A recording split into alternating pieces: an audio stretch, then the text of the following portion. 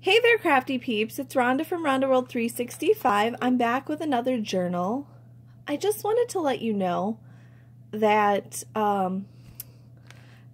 this journal is a little bit of a take on something I saw from Laura Carlson. She makes these really neat little diorama sets. And she made a dragon journal. Of course, hers was more of a decorative. It wasn't actually a functional journal, and it had like the pages were technically glued together, and it had like these little boxes. There were like apothecary boxes that slipped in. It was very cool. She used like some collages from Alpha Stamps. I'll leave the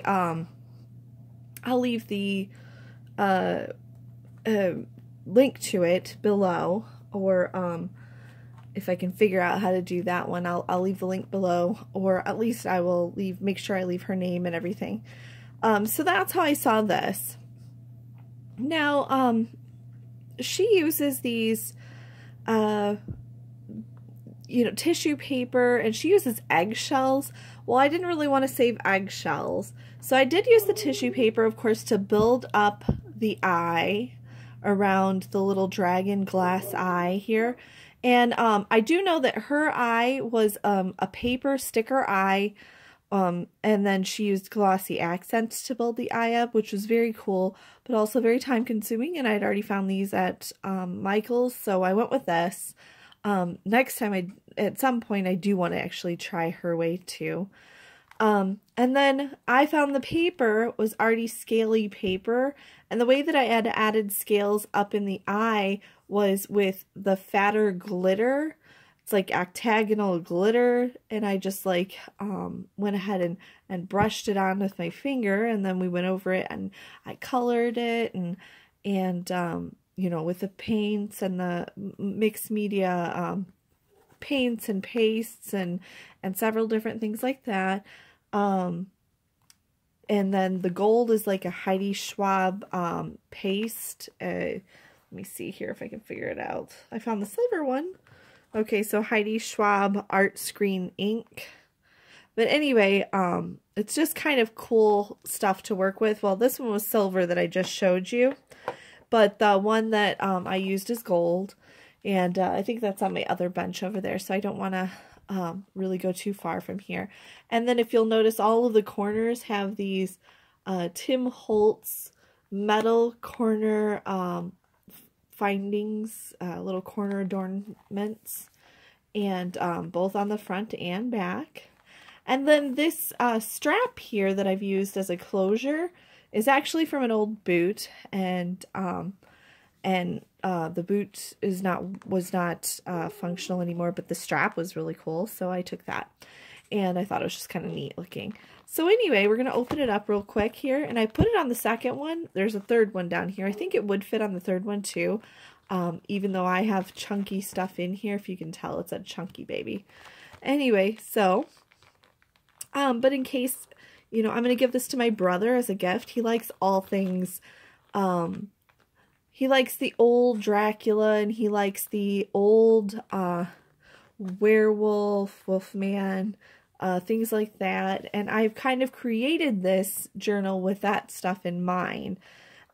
So if he expands on it, there's room to grow. So anyway, without further ado, just roll that out of there, and I'll open. The first thing I would like you to notice, though, when I open this journal, is that I have gone on, I'm sorry, that's my backing paper there. I've gone on the theme of, I'll raise this up a little, give myself some more room, the theme of Van Helsing, and so you can't really tell, maybe you can see the wording, maybe you can't. Official sidearm of Abraham Van Helsing. And the reasoning for that is because and you'll see it in a little bit here, I've kind of tied our family into the Van Helsings for the purposes of this journal, just for fun, and made it more come to life for us. So, and I'm also thinking of putting the name on, and I'll put it probably on this flat spot back here. I'm gonna have to figure out how I want to do that though yet. So I wanted it to say Hoffman Family Field Guide, because Hoffman, of course, German name, and Van Helsing could be a German name or German derivation there. I'm not sure exactly how the Van Helsings actually, you know, where they derived from, but I just thought that that would be something kind of neat to tie in with our family. And then also, I used a lot of Tim Holtz paper, but, you know, some of these pictures and things like that I've gotten off the internet, off of printable digital packages and things like that. So I'm just going to go through it real quickly here. And this is supposed to be a functional journal, so there is room for journaling here, but there's kind of also a storyline that kind of goes on. Like, this is maybe, like I say, the title or whatever I was thinking of calling it is maybe like Hoffman Family Field Guide for the Natural and Supernatural World. So this is Vlad Tepes. This is a likening of him, a image of him. And I've gone around the edges and burned it. And just kind of given it more of a feel of if maybe somebody was trying to destroy that. Or whatever, and we found it. And then each page is, of course, a working journal page. So someone who, if they wanted to, could actually journal in here and have some fun. But also for the purposes of it is fun. So I had this vintage paper, and I acquired it at a garage sale. We have this Churchill Grove garage sale here. And I ran across it, and it's very amazing paper. I've never seen anything like it. You can't really tell I don't know if you can tell in the light, but there's like gold flecking running throughout this paper. And the feel of the paper, yes, I've distressed it, and yes, I've folded it and everything, but it was originally in this kind of neat, I don't even know how to describe it. It's just really neat scroll-like paper, but then it has that vintage design on it and everything. So I put a V up there and Van Helsing at the bottom. And this is the Van Helsing line. I printed it off from my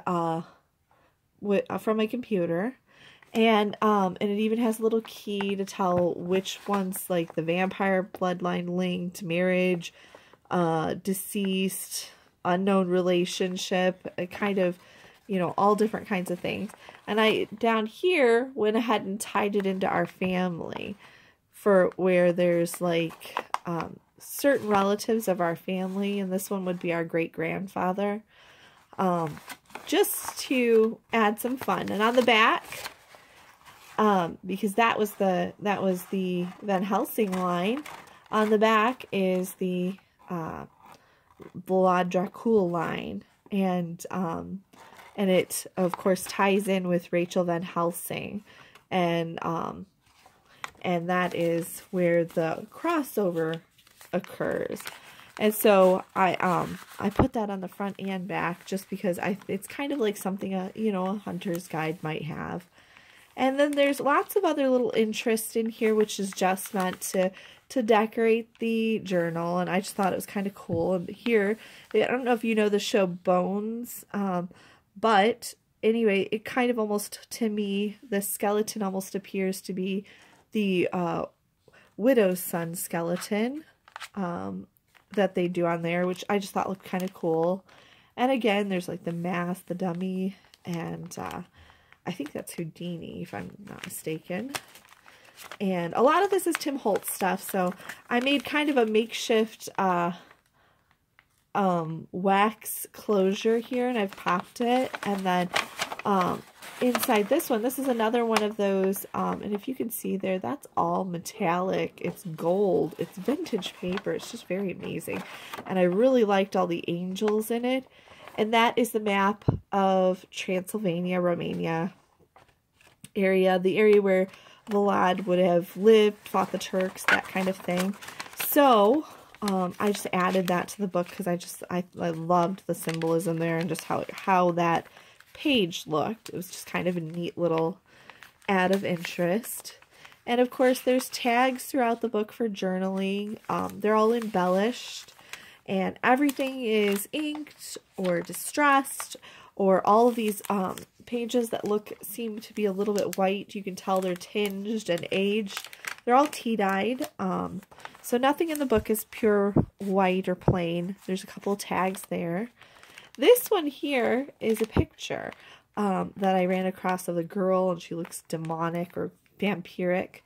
And I burned the edges, so it might look again as though it might be somebody was trying to destroy it. And I have Rachel Van Helsing written on the back. So as though that's an image of her somehow captured in maybe a little bit more of a modern time. And then I liked that boarding pass thing, so I put those together. And then there are, of course, journaling aspects. Like, big things often have small beginnings. This is like a little symbol, and it kind of looks like a medallion of sorts, because I just like the look of it. So some of this, of course, is more candid, you know, more journal fun, and then some of it does have that storyline still going into it. And I like to run the storyline in it just for, you know, he would understand it and he would know. And like, these are some tickets you can journal on, and it's all in this bag, and I've sewn the bag into the seam of the book. And then that's a library card. And then here is the information about the vampire, things that you would watch for. And the symbol here starts at the top there, and it's also finished on the next page right there. It's finished here, and there's more about the vampire and the things that, you know, that make them the way they are. You can read it. It is a little smaller, and I burnt all of it to kind of give it that feel of just, you know, being destroyed and maybe found, like maybe one of the ancestors found it and put it in. And again, there's some more journaling space, and then I like this one right here. It's a stopwatch, and it's got kind of a glittered effect to it, but it just kind of looks mystical. And here is the Ghost Spectre Drama. It's a little advertisement about a play, probably like the front page. And then there's information in there, probably about the play. I haven't really read it, but it's from a Tim Holtz, you know, package that has all those cute little papers and stuff. It's just, you know, for added extras, and a postcard there. And then here there's a pocket with a ticket, or a tag, and then a ticket behind. And in here, this one is another one I found off the internet image. And it's all about unicorns, and it just looked kind of cool. And it's written in some other language, perhaps maybe Latin or maybe Cyrillic. I don't know. It's just kind of neat. It's got, like, I think those might be Hebrew, Indian, something, I don't know.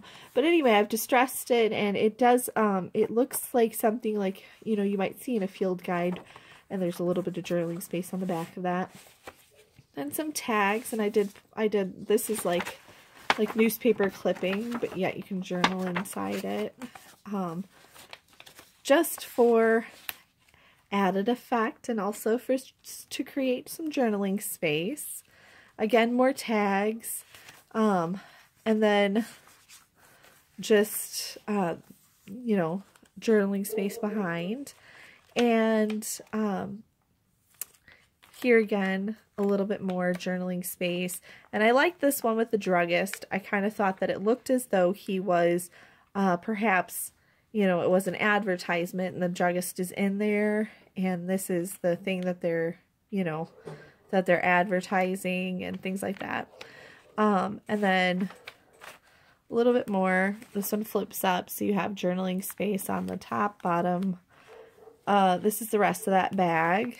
And my brother is a little bit of an amateur photographer. He does have a lot of his photos posted on the on like different sites on Facebook that because they're mostly nature photos. He takes them when he takes walks. He does that all the time. But he's actually quite good, so I made sure that there was some things like that included in here in case he wants to. list his own, you know, or put in pictures, or, you know, have some fun with it. Either way, it's a journal for him. If he really just wants to journal, he can do that too. This other stuff is just for fun.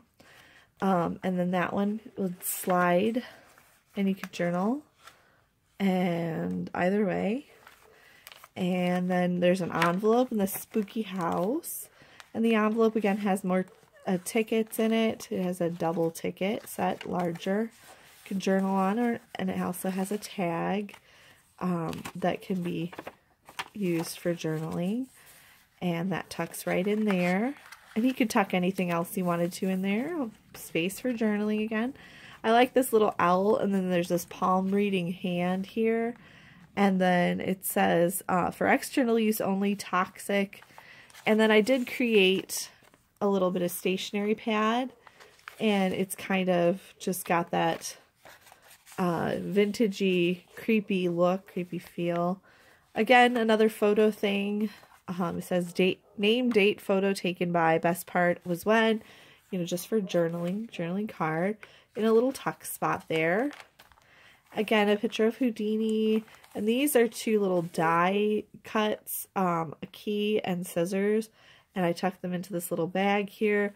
You can't really journal too much on them, but they're kind of just neat, and they add a little interest to the book, so I just liked them. And again, some more tags and a belly band. And then there's the center of the book.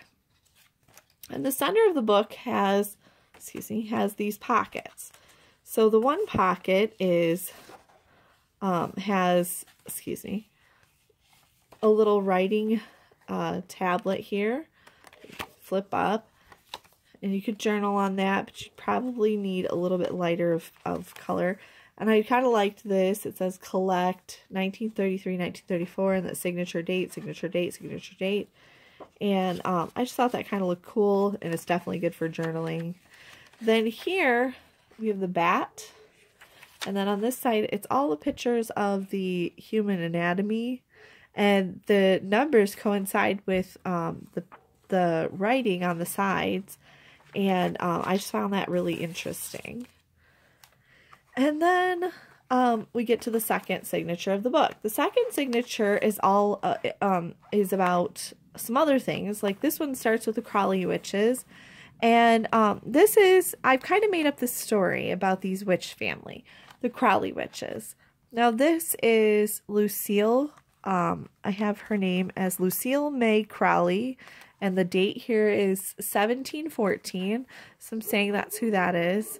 And I say, believed to be carrying Thomas Warrington's illegitimate child on the day of vanishing. So it's like somebody has journaled all this information. Maybe they've collected her photo and journaled here.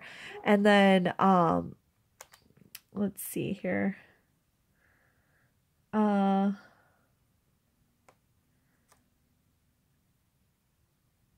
I don't remember what this says. I can't see what this says really good here. Maybe I'll be able to see it later, but family of documented in 1714. So that's probably the first documented case of seeing her. And first image I can find of Crawley, and the lineage started and first documented with the trial and sentencing of Lucille May Crawley. Following the sentencing of Lucille, all reports claim that was a swarming of some kind of pests. The villagers report a storm. It's so anyway, there's just a bunch of little things that I wrote down and how she disappears, and it's kind of, you know, the story goes on. So then here, behind here, there's a little tag for, this is a journaling with embellishments, of course, but here I've got a photo, and all of these are taken from the Tim Holtz photos on the papers that you can get from his different little paper pads and packets and stuff. And this is Orson Crawley Welty, Orson Crawley in 1867 at Welty Boys School. And it says Welty Boys School burned down 1869, so 2 years after this picture was taken. 4 students disappeared. Unexplained mystery. Empty dorm room. So, you know, that the family's already beginning to be shrouded in a little bit of mystery here. And this is a, you know, couple little tuck spots. Then I did create something a little bit funny here. And this, of course, lifts up if you want it to. But it can be pulled tight, and then the paper resides right there. And the photo album that I've created, a miniature photo album, it says photo album on it. And then I have a lineage here in the family tree. Jacob Crowley Rose. So that's who he married. Mary Beth. And I have Roker. Alan, Rogert, and May Balden. And so Mary Beth had Chris and Charles. Alan had Anne and Andrew. And then Rogert didn't have kids, according to this. And then May had Isaac and Della. And this is kind of their birth charts and things like that.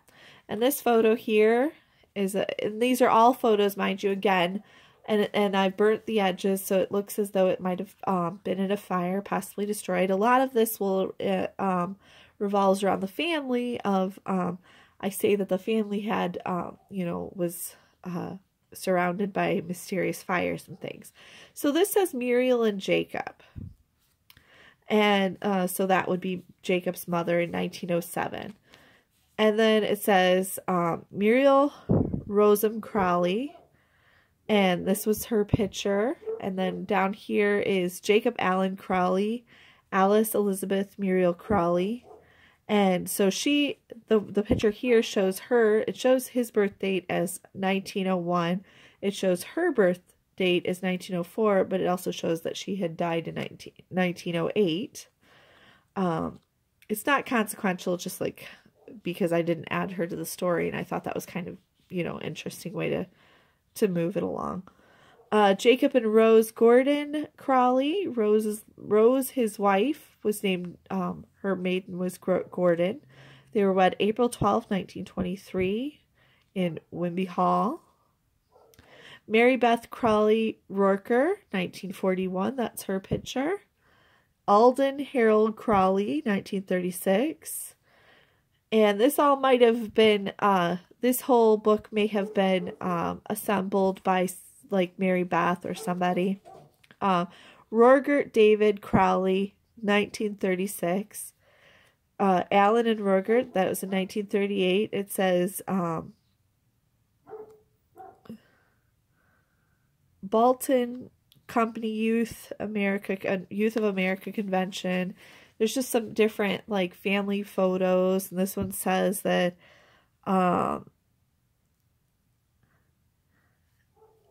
this one says it was Marlon, Mary Beth, Donna, and Ella Lynn at Lake Canaveral. And then this one says May Lucille, Rose Marie Crowley Balden. And then that's Mary Beth and May. And then Rogert here. And then Alden. And this is a letter. Letter home from Alton Secondary School in 1941. And then this one is Dad's New Car, 1967. No telling who's dad, you know, something like that. This is Joseph Michael Roker, Charles Allen Jacob Roker. And then that's 1962, 1963. And this one's Isaac Howard Balden, 1966. Anne Elizabeth Crowley, 1967. And then May and Della Alice Louise Balden. So that's the only photo of Della. And so this is the Crowley Family Witches photo album. And then in here, this one here unties, and it's actually just a little scripting of different, you know, different information. It's this is again a Tim Holtz adding, and it's got like different things like ghastly. It's got creepy little words on it. Half blood, half breed, things like that. Whoops! And of course I've dropped it. I'll fetch that later. Anyway, and so it was tied there just for fun.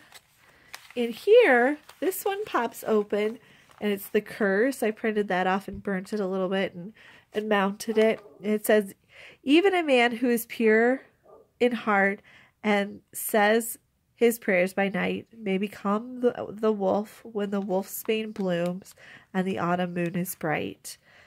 And it's from Night of the Werewolf. So anyway, this is this book, or this signature, is mingled with the witches and the werewolf. And so this here is a picture of I'm sorry if you can hear my dog, he's outside being a little rat. Anatomical, opulent. Anyway, this is just more of an occult look. It's from Solomon's Temple, so it is from the Key of Solomon. Anyway, and this one says found in donated box of goods from 1902. And it's just part of the story, again, continuing some fun things. And this one's a tuck spot as well. So if you wanted to take an extra piece from here, maybe even this one, and it can be tucked right up under and behind here as a tuck spot. There's Mandrake, in case somebody wanted Mandrake. And then this is the wolf cycle. It shows the full moon. And again, all of this is burned or distressed to look like somebody might have been trying to destroy some of the facts and things like that. There's the werewolf, and it tells about his teeth, and I don't know if you can see all that. I'll try to get up there. And all these images, like I said, are digital image prints that I found on the internet. Another paper pad for writing. And here's the rest about the wolf and everything. And then a tag for more journaling. And that is the Vesuvian, I think the Vesuvian wolf. Vitruvian, excuse me, Vitruvian wolf. Oops, don't mind my crazy mess. And then this one is just a Baba Ganoush. Anyway, it was kind of a cool looking thing, and it was like, the job of a farmer doesn't seem like a perilous one, but anyway, it tells about this little creature that might be in the ground, and it was kind of cool looking, and I thought that that would be kind of something that might be in one of these manuals, field manuals. And this one says, abandon all hope, ye who enter here, Dante. Don't mind my dog. Okay, and then this one here is the Kraken, and there's information about it. Again, printed from a digital kit. And I've kind of adorned some of the tags. Don't mind my dog walking around. He's being a little bit of a pain, but that is his way. He likes to do that. Anyway, and it's tucked into this kind of squiggly, it was a clear embellishment that has like the dotted lines like somebody was traveling on the map, and I just thought that was kind of cool, so I used it as a belly band, and it's got all these squiggles and twists, and you can tuck stuff under so that it's in layers. And then again, a little embellishment here at the bottom. And then one more envelope with a seal with that medallion looking seal. And in here, there's just another tag. I didn't include too much because in case he wanted to include his own things. But on the back there, it's the journal of Adelia Van Helsing. And there's just information that you can read about her. And then I liked this picture because it's kind of a sketched picture, which I've gone ahead and distressed a little bit just to give it some interest and just to make it kind of look a little bit darker, because of course it was white, but it sketched a bit. And so I put illustrated image of the Crowley family specter presented at the trial of Lucille Crowley, maybe as though they somebody with a little bit too much imagination at the time had rendered this drawing and submitted it as proof at the trial, because of course in those days they didn't actually really want to focus on actual evidence as much as, or didn't concern themselves as much with actual evidence versus maybe something a little bit more illustrative. This here is an image out of the Key of Solomon, and it's a demon trap or a demon portal or something like that. I wouldn't go trying to read it. And I think that this one I didn't print out from that. Of course, it was printed from one of those digital kits or whatever. So it's not exactly like an authentic or anything.